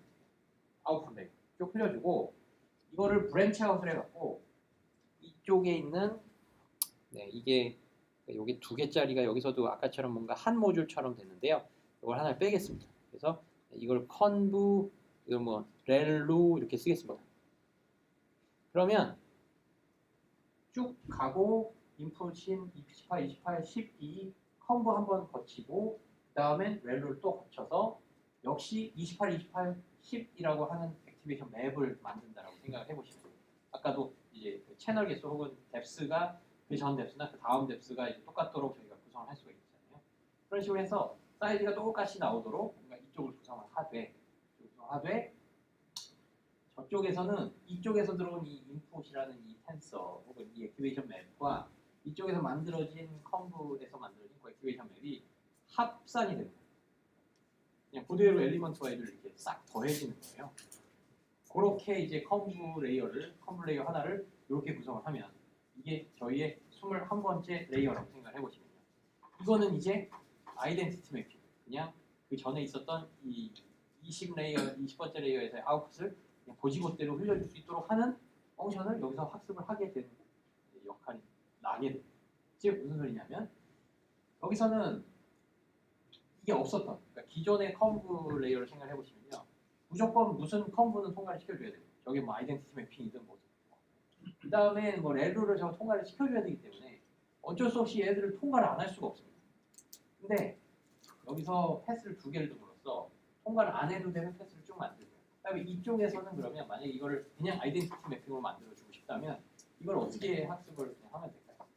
그냥 뭐 렐루에서 다 그냥 0이 되도록 그냥 다 굉장히 큰 마이너스 값으로 이 컨브 레이어의 그 필터 값들을 학습을 해주면 뭔가 다 곱해지면서 얘들이 다 마이너스로가 되면서 저 렐루에 의해서 싹 다 걸러지죠.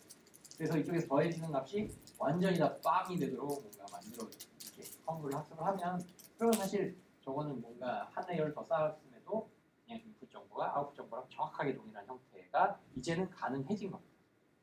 그래서 저희가 21번째 쌓은 그 컨브를 저런 형태의 컨브를 쌓으면 저거는 아까 저희가 생각했던 3차 함수가 2차 함수를 정확하게 이제 다 표현을 할 수가 있게 되는 상황을 이렇게 만들어 주게 된 겁니다. 그래서 이게 이제 리지듀얼 넷의 가장 어떤 핵심 아이디어이자 요 하나를 저희가 뭐라고 부르냐면 이제 리지듀얼 블락이라고 부르고 그다음에 더불어서 이게 왜 리지듀얼 네트워크라고 부르냐 하면요. 이게 이제 백프랍이나 뭐 이런 측면에서 보면 이게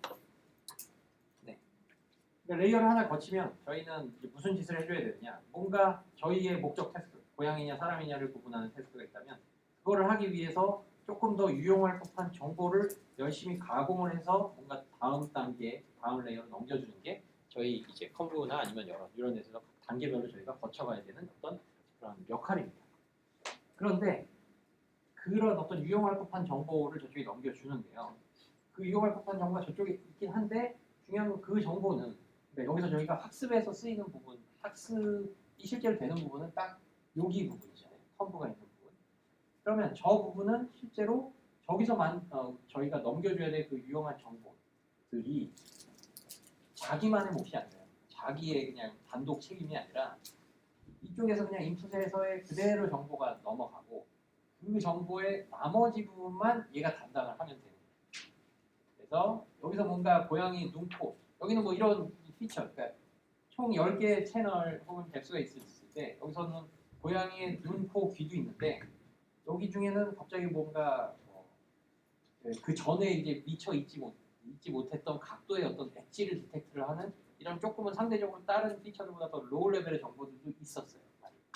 그러면 사실 저쪽에 넘겨줄 때는 이 로우 레벨의 정보들만 뭔가 쿵짝쿵짝 해줘갖고 좀 유용할 법한 정보를 만들어주면 되고 여기서 이미 조금은 유용하게 된 정보들은 그냥 그대로 흘려주면 되는 거잖아요. 그런 식으로 인해서 얘는 이제 여기서 충분히 이용할 법한 정보들은 얘는 뭔가 얘는 또 내가 어떻게 또 변환을 해야 또 이게 되지? 그러니까 그런 어떤 부담감에서 좀 벗어나서 여기 있지 않은 정보만 즉 나머지 정보 여기서 만들어줘야 되는 정보 중에 인풋에 있지 않은 나머지 정보만 얘가 학습을 하면 되는 형태로 뭔가 좀 약간 좀 부담감이 좀 덜해지고 그래서 이제 이걸 리지듀얼 넷이라고 즉 원하는 정보에 인풋 대비 나머지 부분 차이에 해당하는 정보만은 우리가 이제 학습을 하면 된다. 라는 형태에서 이제 리지듀얼 넷이라고 이제 이름이 붙었습니다. 네, 그래서 이게 말도 안 되는 레이어가 이제 많아졌습니다. 갑자기 뭐 2, 30에서 뭐 그것만 넘어가도 당최 안 된다. 배치노, 뭐 드라바, 뭐 아무리 뭐 이런저런 뭐 무슨 뭐 할아버지를 갖고 와도 안 되는데 갑자기 이 레지넷 구조를 딱 도입을 했더니 갑자기 이제 100층, 막 200층 쌓아도 그래도 학습이 계속적으로 성능이 올라가는 형태로 이게 됐습니다. 네, 그 다음에 요 특정 구조를 좀 더 말씀을 드리면 지금 거의 메인 아이디어는 다 말씀을 드려서 네, 그렇고 이제 여기서도 뭐 이런저런 약간씩의 베리에이션들을 좀 시도를 해봤고요. 이게 쭉 가고 여기서 컴브 한 번, 렐로 한 번, 그 다음에 컴브를 한 번 또 요거를 한 블락으로 좀 뭔가 잡아본 겁니다. 그래서 얘를 좀 뭔가 이렇게 반복적으로 좀 쓴 거죠. 즉 이 말은 무슨 소리냐? 컴브 한 번에서 뽑아내는 정보라는 게 사실 크게 또 이렇게 확 어떤 저차원에서 확 고차원의 정보를 뽑아낸다기보다는 점진적으로 조금씩 뽑아내는 거잖아요. 그러니까 이제 이거를 쭉 리지듀얼 이거를 두 번쯤까지 이렇게 건너뛰어서 내가 갖고 있는 정보를 그대로 한번 저쪽에다 주고 그다음에 컴브를 한 두 번쯤으로 해서 두 번의 이제 합작으로 인해서 뭔가 필요로 하는 그 나머지 정보를 학습을 하도록 이 하나의 단위 모듈을 구성을 하게 된 겁니다. 네, 그래서 이렇게 리지듀얼 블락이 매 컴브마다 있는 형태는 아니고 한 두 개쯤씩 이렇게 건너뛰면서 이렇게 되는 것이 되고요. 그래서 여기는 이게 어떻게 보면 더 좀 핵심이라 사실 이게 먼저 있고요. 이게 먼저 있고 이렇게 사실 컴브가 좀 그려져야 되는 제가 생각할 때는 좀 그렇게 됩니다. 실제로 요거를 활용한 굉장히 마이너한 베리에이션들이 굉장히 페이퍼가 많아요. 논문들이. 그래서 뭐 레즈 넷이 있으면 또 무슨 레즈 넥스트도 있고 하여튼 별 이상한 게 다 있습니다. 이거 조금씩 번역을 해. 근데 뭐 사실 제 생각에는 뭐 이거 대비 뭐 확 성능을 끌어올린 뭐 그런 분들은 제 생각에는 조금은 아직은 좀 없는 것 같고요. 솔직히 얘기해서 2015년에 얘가 사실 6.7도 이게 굉장하다. 구글넷이 이제 6.7% 에러를 달성했는데 죽어도 여기서 이게 진짜 우리 한계인가 보다. 뭐 이랬는데 레지넷이 이 뭔가 벽을 뚫고요. 이게 아까 잠깐 보여드린 그림 중에 뭔가 사람 퍼포먼스가 한 이쯤 됩니다. 아닌가? 이 위에였나? 하여튼 뭐 최소한 레지넷은 사람보다 더 잘하는. 그리고 사람보다 잘하는 게 대단하다. 뭐 그런 측면도 있는데요. 약간 이게 청개 카테고리들이 약간 좀 그런 게 있습니다. 뭐 개구리도 뭐 그냥 뭐 청개구리 카테고리가 있고 황소개구리 카테고리가 따로 있어요. 그건 사실 사람한테 물어보면 뭐 개구리 전문가가 아닌 이상 이거 어떻게 맞추겠어요? 그런데 이제 약간은 뭐 이런 딥러닝 모델은 조금은 좀 외우는 거 이런 것 좀 잘하니까 이 컴퓨터라는 게 뭐 약간 그런 측면도 좀 있는데요. 어쨌건 네.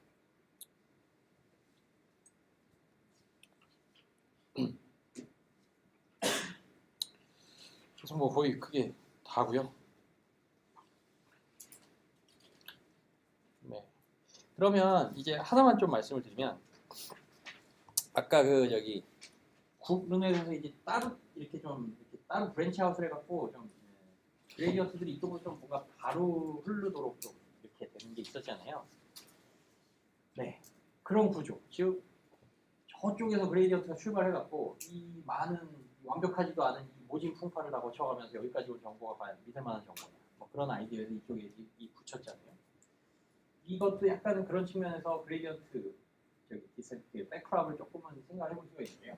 그레디언트가 저 끝에서 발생이 되는데 이게 덧셈에서의 그레디언트는 어떻게 될까요? 그러니까 f가 있을 때 이게 x 플러스 y예요.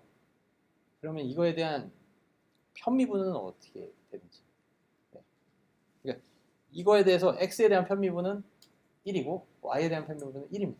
그래서 이 덧셈이라고 하는 모듈은요. 그레디언트를 그냥 복사해서 그냥 양방향 똑같은 그레디언트를 흘려주는 거예요. 네. 그렇게 합성함수 이분해서 두 개 그냥 덧셈 이분하면 각각이 다 1이 나오니까 그게 각각 편미분된 결과들이고 그게 곱해지면서 이쪽으로 넘어가는 거죠. 그러니까 그레디언트가 그냥 이쪽 가는데 이쪽으로 이렇게 왔으면 얘 때문에 뭔가 그레디언트가 변질이 되는 거죠. 이렇게 가는. 근데 여기서 덧셈이 되기 때문에 여기서 생겼던 뭔가 그레디언트가 이쪽으로 바로 내려오는 거예요. 그러니까 그레디언트 측면에서도 변질이 하나도 없이 저기서 뭔가 발생이 된 그레디언트가 온전하게 이제 뭔가 이 밑에 있는 애한테까지 오게 되는 거죠. 그러면 뭐 좋구나. 뭐 그러면 거기서 근데 좀 생각을 해봐야 될 거는 약간 이런 게 있습니다. 여기서 받게 되는 여기서 이제 밑부분에서 받게 되는 그레디언트는 저 위에서 그러니까 그레디언트가 오는 패스들이 그 길들이 굉장히 다양해요.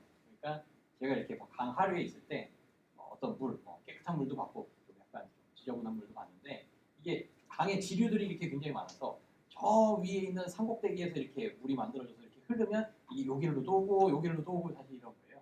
근데 사실 이 길 중에 어느 쪽 길로 물이 더 많이 흘러오느냐에 따라서 내가 생각할 때 이게 어느 길로 이제 더 많은 어떤 그레디언트 정보가 흘러왔느냐에 따라서 내가 영향을 받게 되는 그레디언트는 대부분 이쪽 길로 왔어.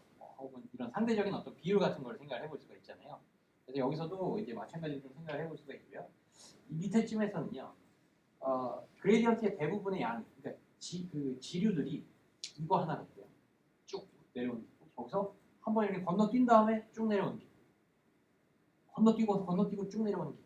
이렇게 다양한 패스들이 존재하는 거예요. 마치 제가 말씀드렸던 강의 그래서 그런 여러 가지 패스에 의해서 넘어온 그레디언트들 중에 그러니까 바로 오는 패스는 뭘까요? 이 그냥 징검다리만 계속 타고 오는 리지디오 패스라고 부르는 이 징검다리만 계속 타고 온 여기서 온 그레디언트가 어떻게 보면은 그러니까 그게 제일 좋은지 나쁜지를 떠나서 그 양이 상대적으로 굉장히 큰 그레디언트 값을 양으로 볼 때 큰 그레디언트 값을 차지하고 있고 나머지 패스로는 굉장히 짜잘짜잘하게 그레디언트가 오고 있어요. 그러면 뭔가 제가 영향을 받게 되는 것은 저 끝에서 발생한 그 그레디언트가 그냥 온전히 저한테 그냥 영향을 바로 주게 되는 거죠. 그래서 이걸 뭐 제가 조절하는 건 아니에요. 제가 이렇게 뭐 그레디언트 값을 너는 한 10점 보내, 한 5점 보내. 이거 제가 조절하는 건 아니고 이게 다 백프라비에서 알아서 그게 되는 거잖아요. 그게 이제 아까의 이야기랑 똑같습니다. 그러니까 포워드 할 때 여기서 백프라비 저희가 왜 하느냐? 포워드를 할 때 저희가 유용할 법한 정보를 만들어서 올려줘야 된다고 말씀드렸잖아요. 근데 이렇게 포워드를 할 때, 그러니까 저 끝에 있는 포워드를 할 때 뭔가 이렇게 뭔가 저희가 더 가공을 해야 될 정보가 별로 없어요. 그러면 저 역할은 거의 좀 유명무실한 게 되고요. 그렇게 되면 어떻게 보면 다 유명무실한 컨볼루션 필터는 뭐냐? 그냥 아까 필터 렐루까지 생각한다면 이걸 다 마이너스 값으로 크게 만드는 것도 한 방법이지만 제일 그냥 간단하게는 필터 코에피션트를 그냥 다 0으로 그냥 해버리는 거예요. 그러면 이 패스가 거의 유명무실하되 그냥 온전히 그냥 걔만 흘려주는 게 돼요. 그러니까 거꾸로 올 때도 마찬가지입니다. 거의 0인 값에 해당하는 이제 계수값들을 통과해서 나온 그레디언트 역시 걔에 대해서 편미분이 곱해지기 때문에 거의 이렇게 넘어올 때는 0에 가까운 값으로 곱해져서 넘어오기 때문에 결국 아까 말씀드렸던 이 패스, 이 리지듀얼 패스라고 하는 이 온전히 그대로 넘어오는 그 패스에서 온 그레디언트가 상대적으로 훨씬 더 클 수도 있는 거예요. 그래서 필요하면 모델이 필요하면 이런 패스에 그레디언트가 더 많이 흘러 들어오게 되고 어쨌건 저희 목적은 이제 트레이닝 정확도 및 그 테스트 데이터의 정확도를 이제 모델이 알아서 그레디언트 디센트 그 입각해서 뭔가 학습을 하는 게 되니까 네 이제 그런 식으로 그레디언트의 패턴이 뭔가 나타날 수도 있겠다 뭐 이런 말씀을 이제 드립니다. 사실 저는 개인적으로 아까 여기 왔었던 학생이랑 그 그레디언트 패스를 하여튼 요 레지넷이 나오고 뭐 되게 다양한 이 레지넷이 과연 왜 잘 되는가에 대한 또 이각도 정확도를 분석한 페이퍼들도 많이 있고 제가 아까 말씀드린 어떤 그 그레디언트의 다양한 그 강의 이제 지류들에 해당하는 그 패스들을 가지고 뭔가 분석을 좀 뭐 요리조리 해본 페이퍼들이 좀 있습니다. 그래서 이제 저희도 뭐 그거에 좀 착안해서 이제 어떨 때에 이제 그 어떤 그냥 이쪽 레지듀얼 패스로 이제 그레디언트가 좀 도미넌트한 그 가장 좀 지배적인 그레디언트가 흐르느냐 뭐 그런 상황들을 좀뭐 이래저래 한번 좀 분석을 해본 적이 있는데 네, 좀 결과가 좀 약간 애매하게 나와서 네. 하여튼 그랬습니다. 네, 그 다음엔 이제 뭐 거의 이제 설명을 하고자 한 그 키포인트들은 거의 말씀을 드렸고 이제 레지넷에서도요 그 이제 256 이거를 할 때 이제 이 리지듀얼 블락을 생각을 할 때에 이제 이 256, 256에서 이쪽 패스 3x3을 그냥 쓰지는 않고 이렇게 1x1 컨볼루션 써서 이 256을 64 디멘전으로 줄인 후에 네, 컨볼루션 필터를 거쳐서 다시 이 64 뎁스를 가지는 액티베이션 맵을 1x1 컨볼루션을 필터를 256개를 써갖고 아까 그 바틀렛 구조로 다시 이렇게 확장을 한 그런 형태를 써서 계산을 좀 효율화를 했습니다. 이게 사실 뭐 깊게 쌓아서 뭐 좋긴 한데 쌓은 만큼 이제 저희가 필요한 거는 뭐 필터 하나 쌓으면 아까도 보셨듯이 뭐 좀 운 나쁘면 뭐 몇백만 개의 이제 파라미터가 또 필요할 수도 있는데 쌓는다는 것도 사실 뭐 말이 쉽지 또 이게 계산도 오래 걸리고 이러니까 좀 힘들잖아요. 그래서 그런 것들을 조금이라도 좀 해결하고자 이런 또 바틀렛 구조를 써서 이제 뭔가 좀 했고요. 네, 그래서 뭐 그때 당시 2015년 당시 이제 독보적으로 이제 모든 분야에서 이제 1등을 이제 했고요. 그다음엔 요즘 아까 그 학생이 보여드렸던 프리트레인드 네트워크도 이 레지넷 100일 뭐 이렇게 해갖고 101개의 레이어를 쌓아서 만든 어떤 그런 모델이 또 굉장히 범용적으로 이 VGNet과 함께 굉장히 많이 쓰입니다. 네. 혹시 질문 있으신가요?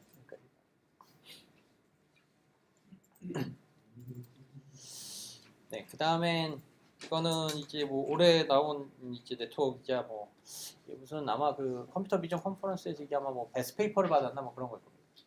그러니까 그게 아마 이 아이디어를 활용한 페이퍼인가 아니면 그 페이퍼인가 그런데 이제 이제 요 덴슬리 커넥티드 컨버전 네트워크라는 것을 좀 간단하게 보면요, 이거는 뭐 별건 없습니다. 그러니까 그냥 레지넷 같이 이렇게 뭔가 리지듀얼 패스, 그러니까 쭉 이렇게 가는 패스들을 그냥 이렇게 저렇게 브랜치 아웃을 막 시켜갖고 네트워크를 좀 더 복잡 다단하게 저희가 만들어 본 겁니다.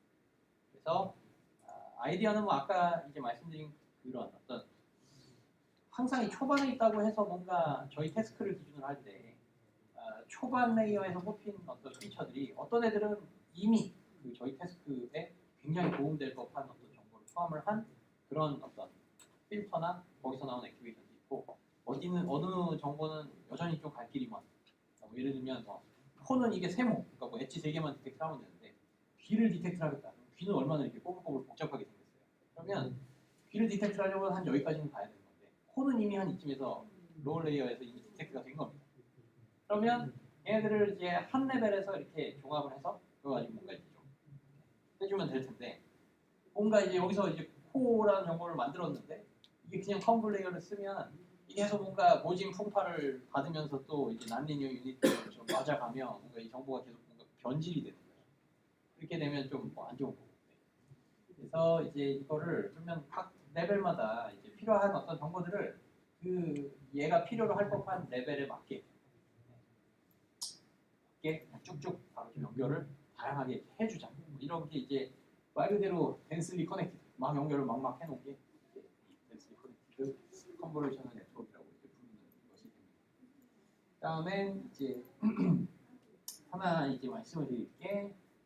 저희가 이제 레지넷도 받고 그 전에 뭐 인셉션 모듈 뭐 북두넷에서 쓰인 뭐 인셉션 모듈도 보고 했을 때 이제 약간 차이를 좀 생각을 하실 만한 요소는 뭐냐면 여기 예를 들면 이 컨브를 통과를 해주고 그 다음에 또 이쪽에서 이제 인풋이 그냥 그대로 넘어온 리지듀얼에 해당하는 리지듀얼 블락에 해당하는 그렇게 했을 때 여기서 리지듀얼은요 이 리지듀얼 블락은 여기가 덧셈입니다. 덧셈. 즉 텐서 두 개를 이제 더 한다는 이야기는요. 벡터도 그렇고 매트릭스도 그렇고 텐서도 그렇고 사이즈가 정확히 똑같아야 이거를 싹 포개해 갖고 그 해당 엘리먼트들을 싹 다 더해 줄 수가 있어요. 근데 사이즈가 다르면 이거를 더하는 게 좀 힘듭니다. 당연히 그렇겠죠. 그다음에 이 쌓는 거는 어떨까요? 저희가 아까 이제 그 인셉션 모듈에서도 보면 뭐 이렇게 해보고 뭐 저렇게 해보고 3x3도 거치고 5x5도 거치고 그러면 3x3 필터가 한 5개쯤 있었다. 그러면 사실 가로 세로 크기만 맞으면 필터 뎁스가 3x3인 필터 개수가 한 5개다. 그럼 3x3 필터 5개면 5장의 사진이 나오는데 5x5 필터는 저희가 한 10개쯤 마련해뒀어요. 그러면 가로 세로만 똑같으면 10장의 뎁스를 가지는 사진이 나오는데 그걸 이 밑으로 붙이는 건 이제 가능해진 거죠. 뭐 당연하겠죠. 근데 이걸 더하려고 하면 안 맞겠죠. 뎁스가 하나는 5고 하나는 10이라는 뎁스를 가지니까 당연히 덧셈은 안 됩니다. 그래서 이 두 개의 정보를 뭔가 이렇게 합칠 때에 뭔가 이렇게 레지넷에서는 아까 그냥 그 있는 정보를 그대로 흘려주고자 하는 그 아이디어 때문에 이제 덧셈을 했는데 이제 아까도 보셨던 것처럼 이 패스 저 패스로 가고 그 정보들을 뭔가 그냥 더해버리지 말고 다 따로따로 한 장 한 장의 뎁스를 가지는 형태를 유지를 해주자라고 하면 이제 그게 이제 여기서 보는 이제 요 컨캐트네이트라고 하는 이런 연산이 되게 됩니다. 네, 그래서 뭐 레지넷과 비슷하게는 생겼지만 뭐 덧셈 대신에 요 컨캣을 해준다는 뭐 이런 게 조금 차이가 있는 거고요. 그러면 이게 덴스하게 연결을 했으면 한 것까지는 좋은데 이렇게 여기 컨캣에 오는 인풋은 직접도 오고 이쪽에서도 오고 또 이쪽에서도 오고 또 이쪽에서도 오고 그럼 여기서도 나름대로의 뎁스들을 가진 어떤 두께가 어느 정도 있었던 그런 텐서들이었는데 저쪽에 가면 뎁스가 이렇게 엄청나게 커지게 됩니다. 그래서 이런 구조 같은 경우 컨캣을 그냥 생각 없이 하면 뎁스가 이제 엄청나게 깊어지는 거예요. 그러면 여기다가 뭔가 컨브 같은 것도 하려고 그러면 이게 이 뎁스가 길면 이게 또 고라파지잖아요. 파라미터 개수가 많으니까. 그러니까 이 경우 또 아까 말씀드린 그런 바틀렛 구조나 이런 원바이원 컨볼루션을 씁니다. 그래서 여기서도 또 보시면 이런 식으로 많이 뭔가 합쳐졌다 싶으면 원바이원 컨브가 한 번씩 있죠. 그래서 뭔가 뎁스를 막 생각 없이 붙인 다음에 뭔가 한 번씩 그 파이버 그 특정 위치마다의 그 모여진 정보들의 그 개수들을 한 번씩 디멘전 리덕션을 해주는 겁니다. 그래서 다시금 좀 작게 만들어주고 그 다음에 또 막 붙인 다음에 또 한 번씩 선형 결합을 통해서 디멘전 리덕션을 통해서 이렇게 한 번씩 끌려주고 이런 식으로 구조를 이제 설계를 한 게 덴스리 커넥티드 CNN 뭐 혹은 덴스넷인가 뭐 그런 이름의 모델입니다. 네, 그래서 이제 마지막 아마 슬라이드고 이제 뭐 이런 모델도 있는데 뭐 사실 레지넷 이후에 이런 모델은 사실 뭐 저희도 뭐 그냥 뭐 하루 좀 생각해 보면 이런 거는 뭐 쉽게 만들 수 있는 거잖아요. 사실. 그래서 이게 그리고 성능 측면에서 뭐 저기 그러면은 뭐 레지넷에 비해서 또 성능을 확 끌어올렸다. 진짜 뭐 3.67 더 올릴 것도 없긴 합니다만은 그 뭐 한 1%대로 떨어뜨렸다. 그러면 뭔가 좀 저희가 뭔가 좀 뭔가 염두에 뒀다가 좀 써먹을 그런 걸 해야 되는데 사실 제 개인적인 생각에는 레지넷 이후로는 그렇게까지 이제 큰 브레이크스루는 사실 나타나지는 않고 있는 것 같고요. 네, 그래서 2015년에 레지넷이 엄청나게 큰 성능 차이로 또 우승을 이렇게 뭔가 했는데 이후 2016, 17년도에는 어떻게 보면 좀 굉장히 사람들이 좀 속된 말로 좀 노가다를 통해서 좀 끌어올리려고 하는. 그러니까 이제 노가다라는 거는 이제 여러 가지 노가다가 있는데요. 그 1000개의 클래스들이 있을 때 그 중에 이제 아까 그 임밸런스드 문제 같은 경우 뭐 아까 말씀드린 무슨 뭐 희귀한 어떤 동물이나 뭐 새나 이런 게 있으면 뭐 황소개구리가 뭐 이렇게 멸종동물이다 그러면 사진도 몇 장 없을 거잖아요. 그러면 걔네들은 그냥 아마도 그냥 뭐 사진 100만 장 있는 것 중에 한 10장 있다. 그러면 걔네들은 그냥 뭐 네트워크 입장에 그냥 무시를 하면 되는 거죠. 그래서 그런 것들을 보통 이제 뭐라고 부르냐면 이제 롱테일이라고 좀 부릅니다. 이쪽에서 롱테일 문제. 롱테일이라는 게 뭐냐면 꼬리가 길다 이건데 이제 저희가 그 클래스 1000개마다 그 각 클래스마다 그 갖고 있는 이미지들 혹은 데이터 아이템의 개수들을 좀 생각을 해보면 뭐 제일 많이 등장하는 게 뭐 고양이다. 뭐 그럼 고양이가 한 만 장의 사진 중에 한 예를 들면 한 5%를 차지하고 있고 뭐 누구는 뭐 몇 퍼센트. 그럼 걔네들을 다 소트를 합니다. 제일 많은 순서에서 좀 적은 순서들. 그래서 그것들을 그냥 이렇게 한번 점을 찍어보는 겁니다. 이게 제일 고양이가 많았으니까 고양이 이렇게 찍어보고 두 번째로는 강아지가 많아서 5%. 강아지는 뭐 한 4.5%예요. 이렇게 하면 이 1000개가 이렇게 갈 때까지 1000개의 그 어떤 그 클래스 종류가 갈 때까지 이게 뭔가 좀 이렇게 이렇게 거의 이제 좀 이렇게 되면 클래스별로 좀 유니폼하게 밸런스드 된 어떤 개수들을 가지게 되는데 이게 뭐 어떻게 되냐면 이렇게 훅 빨리 떨어지고요. 굉장히 빨리 떨어지고 여기가 천이는 아니고 이렇게 지지부진하게 이만큼. 그래서 1000개 중에 예를 들면 한 500개, 600개 이상의 그 클래스들이 굉장히 작은 양으로 짜잘짜잘하게 이렇게 있는 거예요. 이게 롱테일이라고 부르는 문제. 그러면 큰 애들만 맞추면 사실 그리고 큰 애들은 또 큰 애들 맞추는 게 약간 저희 입장에서는 뭐 가장 좀 가성비가 좋은 거잖아요. 그런 측면에서 여자 애들 그냥 다 버리는 겁니다. 그러니까 사실 네트워크가 저런 식으로 학습을 하는데 뭐 성능 더 올리려다 보니 저런 애들이 이제 올려야 되는 거죠. 좀 팍팍하긴 하지만 그래서 저런 것들을 뭐 어떻게 올릴까 뭐 하나하나 어떻게 좀 황소개구리의 뭔가 발톱에 뭔가 생긴 것들 잡아다가 뭔가 올리도록 하는 약간 과장이긴 하지만 뭐 하여튼 그런 식의 조금은 약간 엔지니어링적인 이슈들을 통해서 좀 많이 해결을 보려고 하는 것 같은 느낌이 있고요. 뭐 하여튼 그래도 그런 노력들이 사실 또 굉장히 중요하다고는 생각은 합니다. 네.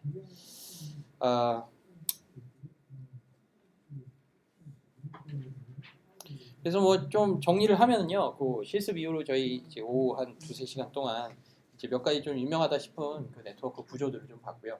알렉스넷은 뭐 그거대로 뭐 역사의 어떤 좀 의미를 가지고 그 이후에 이제 VGG넷이나 국루넷, 그다음에 레즈넷 이런 것들이 실제로 여러분들이 뭔가 이미지 처리를 할 때에 아까 이제 뭐 코드에서도 보셨던 실제로 다운로드를 받아서 뭔가 쓸 수 있을 어떤 모델의 대표적인 예제들이 됩니다. 네. 혹시 질문 있으신가요?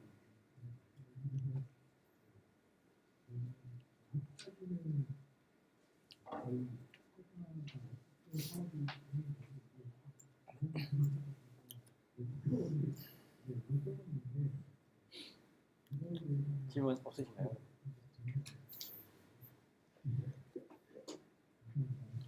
그러면 또 일찍 끝내기보다 좀 더 공부를 좀 하는 게 좀 좋을까요?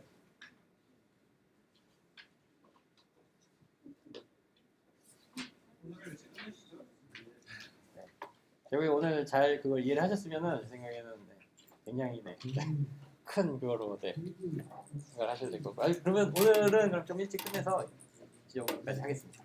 그러면 수고 많으셨습니다.